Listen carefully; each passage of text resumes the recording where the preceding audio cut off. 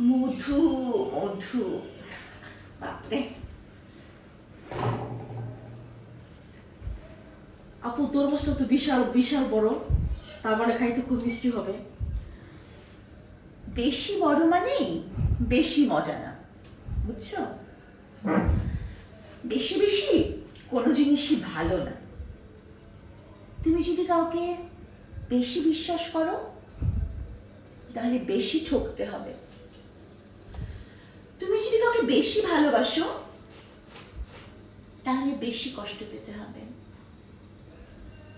তুমি যদি বেশি কথা বলো তাহলে বেশি মিথ্যা বলতে হবে। তুমি যদি কোনো ব্যাপারে বেশি আশা করো তাহলে আশাহত হতে হবে। আর তুমি যদি বেশি খাও তাহলে